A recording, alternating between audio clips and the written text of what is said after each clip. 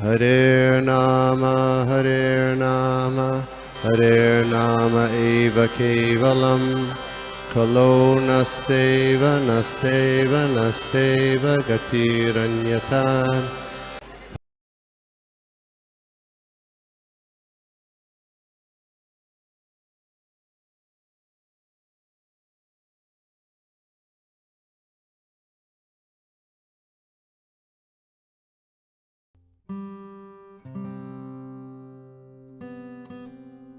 ओम विष्णुपादाय कृष्ण प्रेष्ठाय भूतले श्रीमते भक्ति वेदांत स्वामिनिति नामिने नमस्ते सारस्वते देवे गौरवाणी प्रचारिणे निर्विशेष शून्यवादी पाश्चात्य देशतारिणे जय श्री कृष्ण चैतन्य प्रभु नित्यानंदा श्री अद्वैत गदाधर शिवासादि गौर भक्त वृंदा हरे कृष्णा कृष्ण कृष्ण हरे हरे हरे राम राम राम हरे हरे नाना शास्त्र विचारणे निपुण षड धर्म संस्थापक लोकानां हितकारिणौ त्रिभुवन मन्यो शर्म्याकर श्री राधा कृष्ण पदारविंद भजनानंदे नमतालिको वंदे रूप सनातन रघुजुग श्री जीव गोपालक सर्वस्य चाहं हृदि सन्निविष्टो मत्तः स्मृतिर्ज्ञानम् अपोहनं च वेदैश्च सर्वैरहमेव वेदो वेदान्तकृत वेदविदेव चाहम्। हरे Krishna.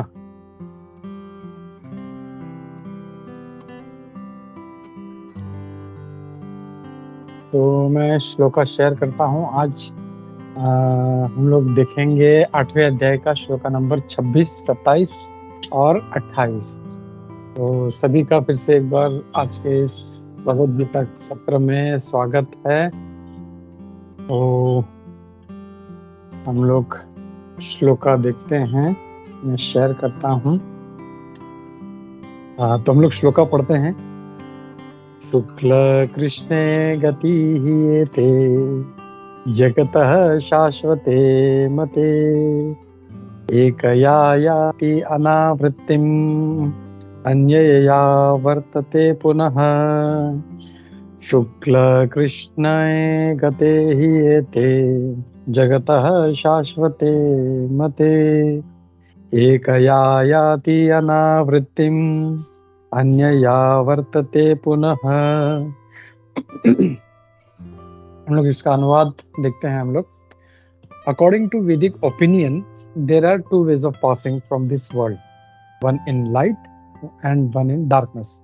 When one passes in light, he does not come back. But when one passes in darkness, he returns. इसका हम लोग एक बार हिंदी में भी अनुवाद पढ़ लेते हैं। वैदिक मतानुसार इस संसार से प्रयाण करने के दो मार्ग हैं, एक प्रकाश का तथा दूसरा अंधकार का। जब मनुष्य प्रकाश के मार्ग से जाता है तो वह वापस नहीं आता, किंतु अंधकार के मार्ग से जाने वाला पुनः लौट कर आता है। दूसरा भी श्लोक पढ़ लेते हैं हम लोग इस बार। 27 तीनों श्लोक पढ़ लेते हैं। नैते श्रुति पार्थ जानन योगी मुह्यते कश्चनः तस्मात् सर्वेषु कालेषु योग युक्तो भवार्जुन। नैते श्रुति पार्थ जानन योगी मुह्यति कश्चन तस्मात् सर्वेषु कालेषु योग युक्तो भवार्जुन। इसका अनुवाद देखते हैं। All the devotees know these two paths, O Arjuna, they are never bewildered, therefore be always fixed in devotion। यहाँ पे हम लोग इसका हिंदी में देखते हैं। हे अर्जुन, यद्यपि भक्तगण इन दोनों मार्गों को जानते हैं किंतु वो मोहग्रस्त नहीं होते, अतः तुम भक्ति में सदैव स्थिर रहो। और तीसरा भी श्लोक पढ़ लेते हैं, 28वां। वेदेषु यज्ञेषु तपसु चैव दानेषु यत् पुण्यफलं प्रदिष्टम् अत्येति तत्सर्वमिदं विदित्वा योगी परं स्थानमुपैति चाद्यम्। वेदेषु यज्ञेषु तपस्सु चैव दानेषु यत् फलं प्रदिष्टम् अत्येति तत्सर्वम् इदं विदित्वा योगी परम स्थानम उपैति चाद्यम। इसका अनुवाद देखते हैं। A person who accepts the path of devotional service is not bereft of the results derived from studying the Vedas, performing sacrifices, undergoing austerities, giving charity, or pursuing philosophical and fruitive activities. Simply by performing devotional service, he attains all this, and at the end, he reaches the supreme eternal abode. इसका हिंदी में अनुवाद देखते हैं। जो व्यक्ति भक्ति मार्ग स्वीकार करता है वह वेदाध्ययन, तपस्या, दान, दार्शनिक तथा सकाम कर्म करने से प्राप्त होने वाले फलों से वंचित नहीं होता। वह मात्र भक्ति संपन्न करके इन समस्त फलों की प्राप्ति करता है और अंत में परम नित्य धाम को प्राप्त होता है। हरे कृष्णा। नमो विष्णुपादाय कृष्ण प्रेष्ठाय भूतले श्रीमते भक्ति वेदांत स्वामी नाम्ने नमस्ते सारस्वती देवे गौरवाणी चारिणे निर्विशेष शून्यवादी पाश्चात्य देश तारिणे। जय श्री कृष्ण चैतन्य प्रभु नित्यानंदा श्री अद्वैत गदाधर श्रीवासादि गौर भक्त वृंदा। हरे कृष्ण कृष्ण कृष्ण हरे हरे, हरे राम राम राम हरे हरे। हरे कृष्ण। तो सभी का स्वागत है आज इस संध्याकालीन भगवद गीता सत्र में, जहाँ पे हम लोग देख रहे हैं भगवद गीता के 8वें अध्याय के 3 श्लोक देख रहे हैं हम लोग, 26, 27 और 28। तो हम लोग यहाँ पे देख रहे हैं श्लोक का नंबर जो 26 है। यहाँ पे भगवान क्या कह रहे हैं, यहाँ पे फिर से एक बार इसका ट्रांसलेशन पढ़ता हूँ।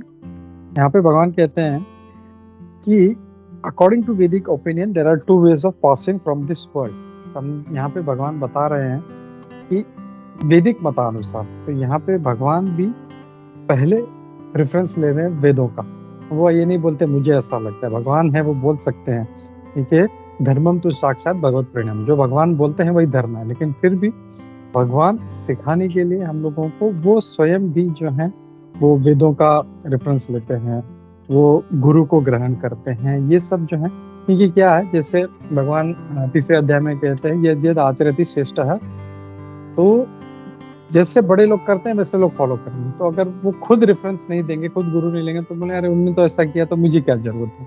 तो इसके लिए भगवान भी जो है वो कहते हैं वेदों के मतानुसार दो रास्ते हैं जाने के, इस जगत से जाने के 2 रास्ते। तो इससे हम लोगों को एक चीज स्ट्राइक होना चाहिए कि ये जगह रहने के लिए नहीं है, यहाँ से हम लोग को जाना ही है। We have to go through this place, हम लोग को यहाँ से निकलना है। और हरे कृष्ण। और इसके 2 मार्ग हैं जो हमने पिछले बार देखे थे। अपने हेमांगिनी राधा माता जी ने बहुत अच्छे से बताया था कि भगवान ने कैसे जो है अलग अलग रास्ते बताए थे। किसी को याद है? Does anybody remember what are the veg?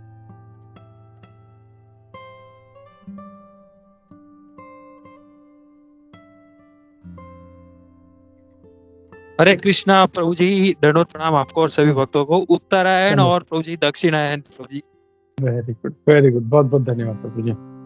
तो हम देखते हैं यहाँ पे भगवान शुरू करते हैं 23वें अध्याय से 23वें श्लोक से भगवान बोलना शुरू करते हैं। वो बोलते हैं कि अब मैं तुम्हें यहाँ से जाने के रास्ते बताता हूँ। और फिर 24 से बोलते हैं अग्नि, यानी जब अग्नि हो, जब लाइट हो, और फिर शुक्ल पक्ष हो, फिर उत्तरायण हो, इसमें जो मनुष्य जाएगा वो कभी वापस नहीं आएगा। और इसके विपरीत वो बताते हैं इसके अगले श्लोक में, जो स्मोक के टाइम पे। अब हम लोग देखें तो लाइट का ऑपोजिट है, फायर का ऑपोजिट है स्मोक है, और लाइट का ऑपोजिट है रात्रि है, तो और उत्तरायण का ऑपोजिट है दक्षिणायन। और इसमें जो जाता है वापस आता है। तो यहाँ पे भगवान अब ये बोल रहे हैं, इस बात को कंक्लूड करें कि 2 रास्ते हैं, एक लाइट का रास्ता है, एक डार्कनेस का रास्ता है। शुक्ल कृष्ण यानी शुक्ल यानी लाइट, और कृष्ण यानी डार्क। तो ये दो रास्ते हैं, और इसमें से जो जाएगा, जो लाइट वाले रास्ते से जाएगा वापस नहीं आएगा, जो डार्कनेस वाले रास्ते से जाएगा उसे वापस आना पड़ेगा। तो यहाँ पे भगवान इस बात को स्थापित कर रहे हैं कि ये 2 रास्ते हैं। लेकिन प्रभुपाद जी अगर हम लोग तात्पर्य में देखें तो यहाँ पे बहुत अच्छे से बताते हैं कि वो तात्पर्य में श्रील बलदेव विद्याभूषण जी का एक वर्ष है, वो चांडोग्य उपनिषद से 5वें स्कंद के 10वें अध्याय का श्लोक नंबर 3, 4, 5, और उसमें भी यही बोलते हैं, यही डिस्क्रिप्शन वहां पे बलदेव विद्याभूषण जी वहां पे दे रहे हैं वहां पे। और वो कहते हैं कि जो कर्मी है या जो ज्ञानी है, ज्ञानी यानी ज्ञान दो प्रकार के हैं। एक जो असली ज्ञानी है, जो भगवान के मार्ग पर आगे बढ़ने के लिए ज्ञान प्राप्त कर रहे हैं, और एक फिलोसॉफिकल स्पेकुलेटर्स जो प्रभुपाद जी उनको कोट करते हैं, दे आर फिलोसफर। तो ये जो स्पेकुलेटर्स हैं, जो मन घड़त जो है ज्ञान को लगाते हैं, कर्मी और ऐसे जो मन घड़त वाले फिलोसफिकल स्पेकुलेटर्स हैं, ये लोग उनको बार बार आते रहना पड़ेगा। And what is the reason? कर्मी जो है वो कर्म के माध्यम से कभी भगवान के पास नहीं जा सकता। कर्म कांड कितना भी कर ले, वो ज्यादा से ज्यादा स्वर्ग लोक तक पहुंच पाएगा, लेकिन उसको फिर नीचे आना पड़ेगा। और फिलोसॉफिकल स्पेकुलेटर्स को खाली सोचता रहेगा, अरे ये ऐसा करेंगे वैसा करेंगे, तो they are never going to reach, और they keep on coming back. तो उनको बार बार आते रहना पड़ता है। और इनको कभी भी जो है प्रभुपाद जी कहते हैं, actually they do not attain ultimate salvation. तो वो कभी उस स्तर तक जो है, उस मुक्ति के स्तर तक कभी भी पहुंच नहीं पाते। क्यों? प्रभुपाद जी कहते हैं, for they do not surrender to Krishna. भगवान कृष्ण की शरण नहीं लेते, वो कर्मकांड का, वेदों का जो है सहारा ले रहे हैं। एक जो कर्मी है और दूसरे जो फिलोसफिकल स्पेकुलेटर, वो अपने जो मंथन, जो विचार मंथन का वो सहारा लेते हैं। तो जब तक वो भगवान की शरण नहीं लेते, हम कभी इसको पार नहीं कर सकते। जैसे भगवान बोलते भी है ना कि दैवी ही ईशा गुणमयी मम माया दुरत्य, बहुत डिफिकल्ट है। मामेव ये प्रपद्यन्ते, भगवान कहते हैं जो मेरी शरण में आएगा, मामेव ये प्रपद्यन्ते, माया में वो ही निकल सकता है यहाँ से। तो ये बहुत एक इम्पोर्टेंट चीज यहाँ पे बोलते हैं। और जीवन प्रभु जी, आप पहुंच गए घर पे?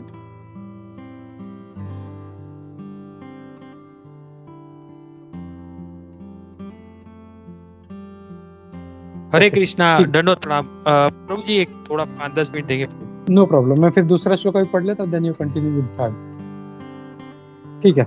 तो हमने देखा 26वें श्लोक में भगवान बोलते हैं शुक्ल कृष्ण गति, दो रास्ते हैं जो हमने देखे। और फिर बाद में 27वें श्लोक में भगवान कहते हैं नैति स्मृति पार्थ जानन योगी मुह्यन्ति कश्चन। तो बोलते हैं कि यद्यपि जो भगवान के भक्त हैं इन दोनों रास्तों को जानते हैं, तो ऐसा नहीं यार अब ये रास्ते से जाऊं या ये रास्ते जाऊं, कौन सा रास्ता है मेरे लिए? नहीं, they are not at all मतलब बिविल्डर्ड। उनको बिल्कुल भी जो है वो सम्मोहित नहीं होते, अरे ये रास्ता है, ये रास्ता उनके लिए क्लियर है। हम लोगों को भगवान का भक्ति करना है बस, हम लोगों को ना ये रास्ता देखना है ना ये रास्ता। और जैसे हम लोगों ने पहले भी देखा कि ये सारा जो है ये भगवान के जो शुद्ध भक्त हैं उनके लिए अप्लाई नहीं करता। ये सारा जो है ये एक प्रकार का जो योगी हैं, जो कुछ जो अचीव करना चाहते हैं उनके लिए, लेकिन भगवान का भक्त है हमने कभी देखा नहीं, कभी किसी भगवान के भक्त को कोई एक टांग पे खड़े होकर तपस्या कर रहा है या कुछ कर रहा है।